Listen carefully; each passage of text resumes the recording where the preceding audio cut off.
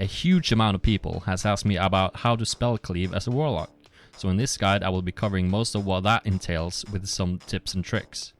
I'll be showing how I do it in SM Cathedral.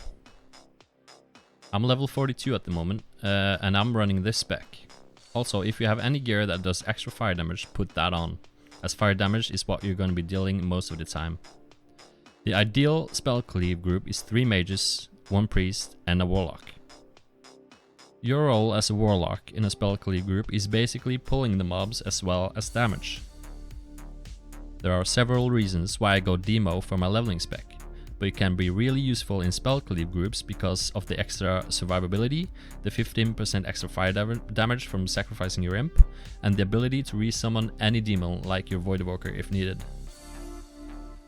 Let's see how I use Eye of Kilrogg to pull as many mobs as I can. It's important to note that you need a priest for this, if not your eye will just get one shot by the first mob. Sometimes it's hard to get aggro with the eye, so you kind of just have to hover over the mob for a little bit.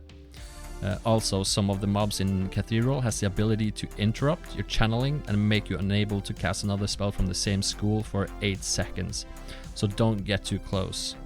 That also applies to when they get Frost Nova. You don't want to stay in melee range, because then all of the mobs in the Frost Nova will attack you, and you don't want that. You're gonna die.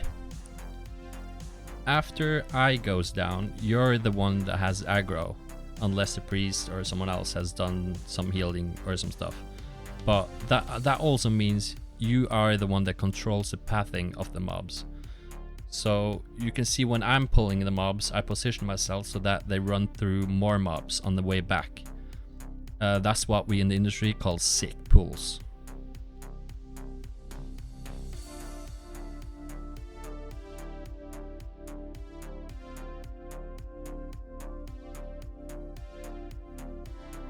When it comes to the boss, there are a few ways to do it. It all comes down to how safe you want to play it.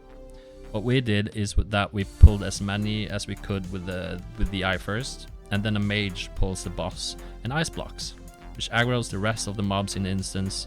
We start AoEing once they've gathered around the ice block. The boss don't hit that hard, so anyone can really tank it. As long as you get the mobs down as fast as possible, the boss should not be a problem.